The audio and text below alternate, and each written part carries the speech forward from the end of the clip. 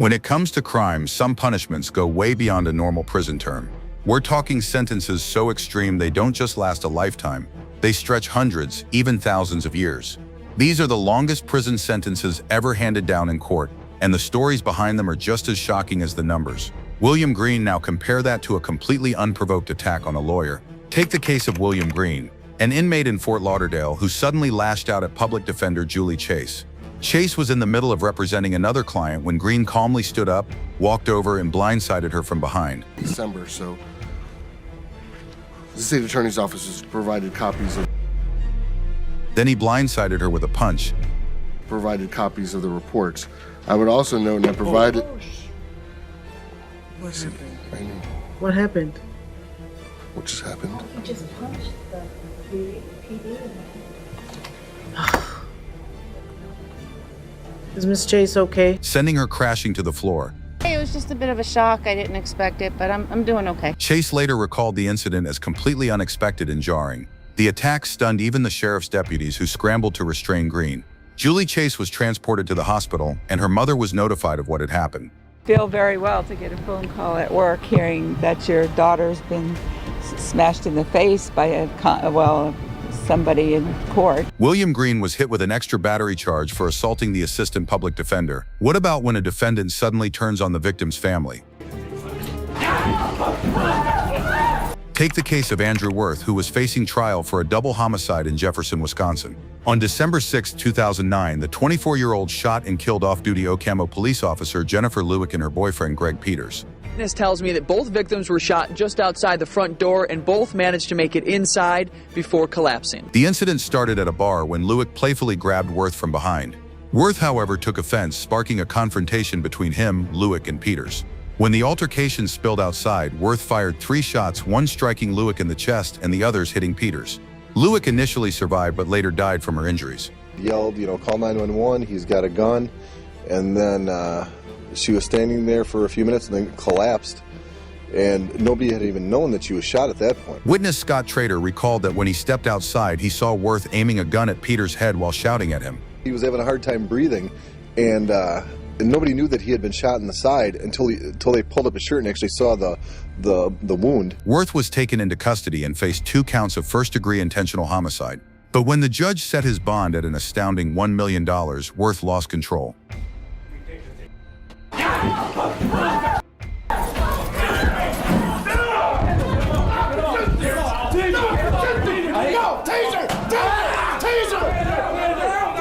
In a fit of rage, Worth lunged at the victim's family members before being restrained by 6 deputies.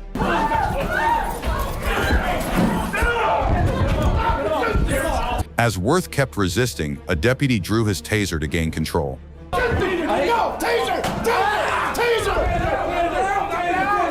The next time Worth appeared in court, deputies took extra precautions to prevent any further outbursts. Ultimately, he was convicted of homicide by negligent use of a dangerous weapon and received a 10-year prison sentence. Each of these are separate Class A felonies, and they're separately punishable by life in prison. While Andrew Worth let his anger take control in court, what happens when the tables turn and a victim's own son lashes out at his mother's murderer?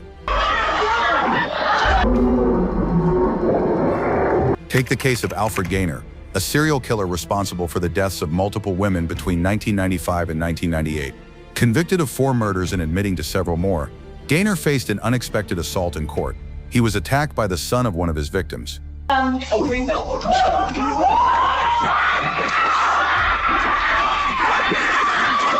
The hearing began with Gaynor's attorney voicing complaints about the conditions of his client's time in jail. Mr. Gaynor's being held in extreme conditions of confinement. He's being held without right to bail. At the time, Gaynor was only accused of 2 murders. One of his victims, Rosemary Diaz, had been assaulted and ultimately strangled by him, and her son was present in court. As Gaynor stood before him, her son, later identified as Eric Diaz, leapt over the barrier and lunged at the killer. Gaynor managed to duck just in time, evading the attack and bolted to the side, but Eric Diaz clung tightly to his handcuffs.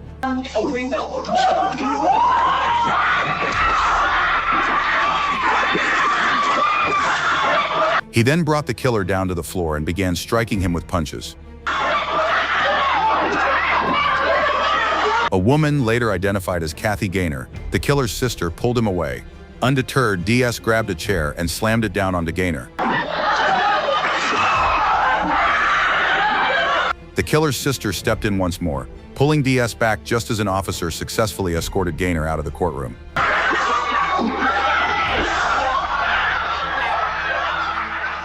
The other officers turned their attention to restraining Diaz and bringing order back to the courtroom. Gaynor was ultimately convicted of murdering 4 women and later confessed to 5 additional killings.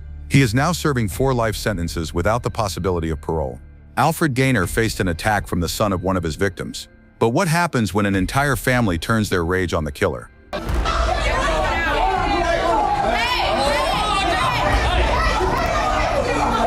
Jalen Forrest. Next, we move to Louisville, Kentucky, where 30-year-old Jalen Forrest is facing his preliminary hearing. You're on the record, and Jalen Forrest, Commonwealth versus Jalen Forrest. On September 18, 2023, Forrest and his stepfather, 59-year-old Victor Anderson Sr., were involved in a violent incident at an apartment in St. Denis. Authorities reported that Anderson sustained fractured ribs, a broken jaw, and injuries consistent with manual strangulation. Forrest made no attempt to escape and was arrested, facing charges of murder and domestic violence. In court, the prosecutor called Detective William Burns to testify. Burns, were you involved in investigating a homicide that occurred on September 18th, 2023 at 4523 Broadleaf Drive? I was. While the detective responded to the prosecutor's questions, a brawl suddenly erupted in the courtroom gallery. He then made contact with a property manager or a maintenance. Excuse me. Please don't let that happen again. You may continue. Look back here. Turn your mother. Ma'am. Judge, should we clear the courtroom? Yes. No, just ma'am. I'm sorry if you're not able to. You're excused. Judge Yvette DeLawardia instructed the woman to leave, but she refused and instead accused Forrest of murdering her father. Killed my handicapped daddy. Him. Right. And your dad, daughter. My daddy. Despite Judge DeLawardia's repeated calls for order, the chaos in the courtroom continued to escalate. Ma'am. You sick. I don't know what I'm going to do. Sir.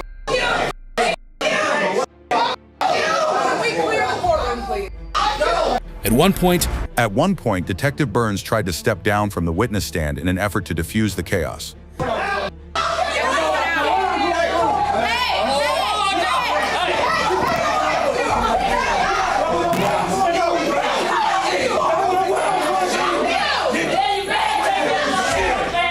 As the situation appeared to spiral, Judge DeLawardia warned that anyone causing disruptions could be held in contempt of court. Go! Leave! Cool off, you guys, go! Step outside! Cool off! I don't know what I'm going to do. Go! You guys, I know this is hard. Step outside or I'm gonna hold you all in contempt. Go! I'm gonna clear the courtroom. Everyone step outside for a second. I want the attorneys to approach. Everyone is excused at this time. Once the judge cleared the courtroom, the mayhem continued into the hallway. Deputies were forced to deploy pepper spray to break up the fight, resulting in 4 arrests. Ultimately, the hearing resumed, and Forrest was returned to jail on a $250,000 cash bond. We now turn to Alexander Ortiz, accused of murdering his ex-girlfriend Aliana Farfan in 2024. Police say the two were arguing in an Albuquerque apartment when Ortiz reportedly shot her. Then just 6 days later, Ortiz allegedly shot and killed a woman at the Adam Food Market. Police say that's Ortiz in the surveillance video walking up to a car parked outside. You see him approach before. Police say Ortiz fired 3 shots before walking away. Nicole Maldonado was sitting in the back seat of the car and later died. During a routine court appearance before Judge Cindy Leos, a man suddenly leapt over the partition and lunged at Ortiz.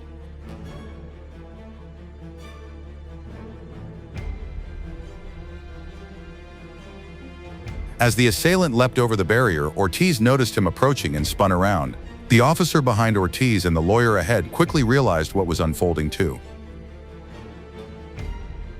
As they attempted to evade the assailant, another man rose from his seat in the gallery, opened the door, and pursued the defendant off camera. Ortiz found himself cornered, with the officer struggling to separate him from his attackers, when a third man, likely an ally, jumped in to help fend them off.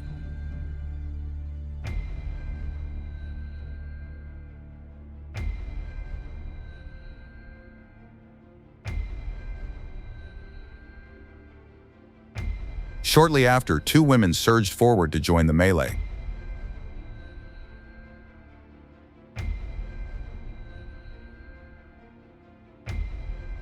The victim's uncle jumped in as well, attempting to choke one of the defendant's supporters.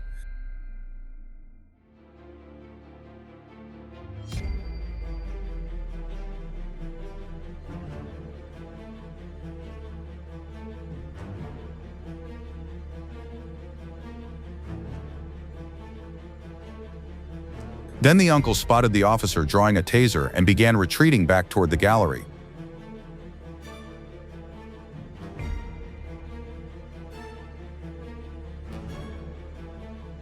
With Ortiz positioned to the side, his assailants kept clashing with the man who had stepped in to protect him.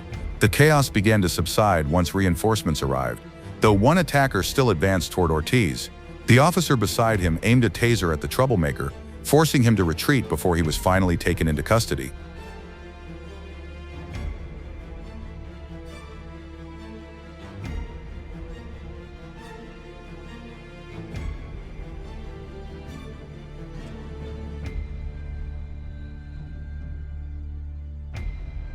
Ortiz was escorted out of the courtroom and his hearing was postponed.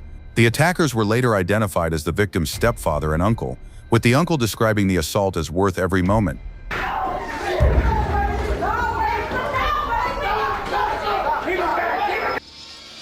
Consider the case of 18-year-old Dexter Johnson, who stood trial for double murder in Houston, Texas. In June 2006, Johnson and his gang kidnapped 23-year-old Maria Aparici and her 17-year-old boyfriend, Hui Yo, while they sat in their car. The victims were driven to a secluded location where Johnson sexually assaulted Aparici, as Yo was forced to witness. Johnson and an accomplice then led the couple into nearby woods and executed them. Authorities tracked down Johnson after Aparici's stolen credit card was used following the crime. Following a week-long trial, Johnson was convicted of capital murder, and now at his sentencing, he is about to face the consequences of his actions. Dexter Darnell Johnson, the jury has found you guilty of capital murder. In accordance with the laws of the state of Texas, this court hereby assesses your punishment of death. Johnson froze in shock, unable to stand as his family collapsed in tears in the gallery. Ladies and gentlemen of the jury, this is going to complete your jury service. I'm going to meet you in the jury room. All rise.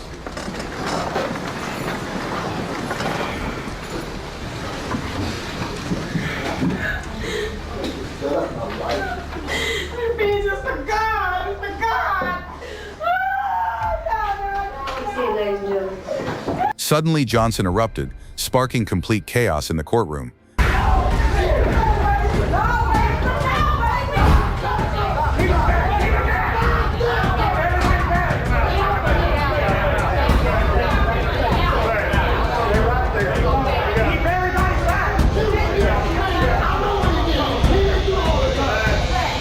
Eventually, Johnson was handcuffed and escorted out of the courtroom, but the disorder had already spilled into the hallway and wasn't over yet.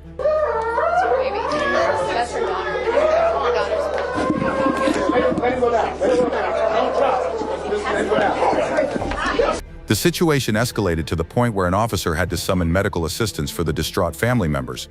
Ambulance, ma'am? Do you want an ambulance? Yes, I need an ambulance. As for Johnson, his execution was later stayed by a federal court due to claims of intellectual disability, and he remains on death row.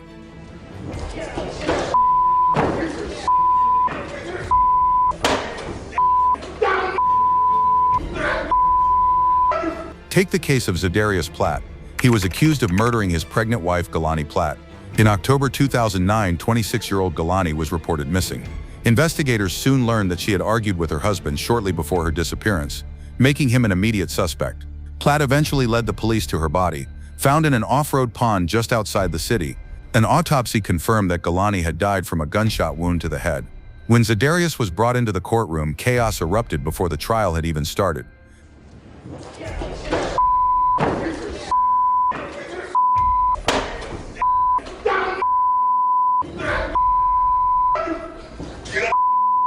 Gerald Carter leaped over the barrier and charged at the accused killer.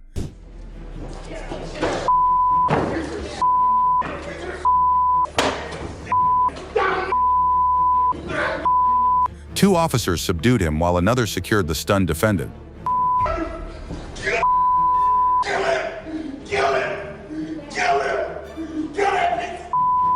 As Zadarius was removed from the courtroom, Galani's brother remained on the floor,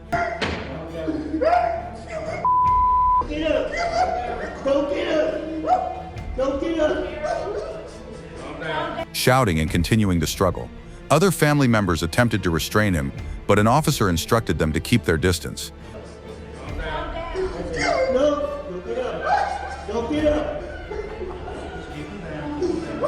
The victim's brother repeatedly attempted to rise,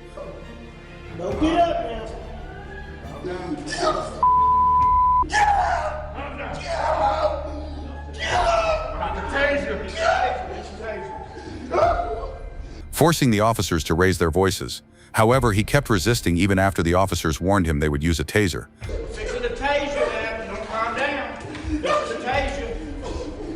Ultimately, an officer was able to maneuver him into a position where he could be restrained.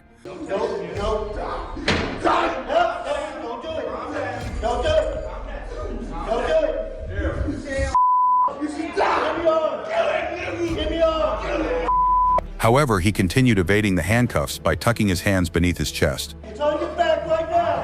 Don't do it. Don't do it. Hold on. Give me the arm now. Once his hands were secured behind his back, Gerald Carter was finally handcuffed.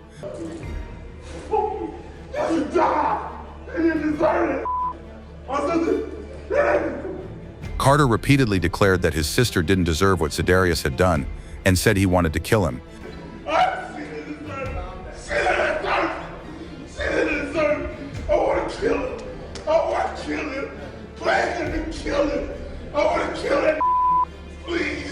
Zadarius Platt, meanwhile, was brought back to court and convicted by a jury of both murder and feticide. Take the case of Tristan Lamoureux, who faced murder charges in Cedar City, Utah.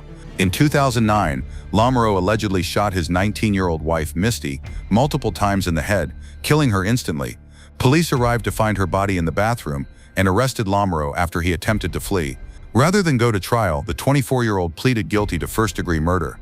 Now comes sentencing, and Misty's brother, Jason Wilson, was called to the stand to deliver his victim impact statement.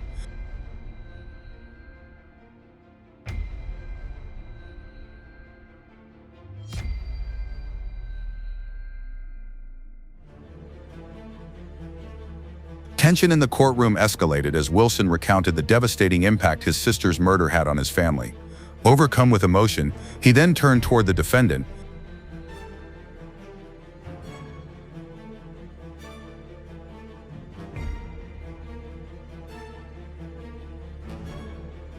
even taking a step in his direction. The court bailiffs cautiously moved in, sensing Wilson growing more emotional, but the grieving brother had his own intentions.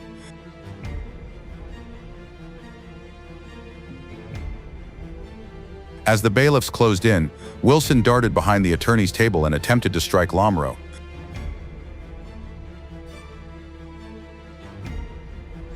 Before he could reach Lamoureux, a bailiff intervened, bringing both Wilson and the defendant down to the floor. Wilson was restrained and escorted out of the courtroom without facing any additional charges. Once order was restored, the sentencing proceeded and Lamoureux was ultimately sentenced to 15 years to life in prison for the murder of his wife.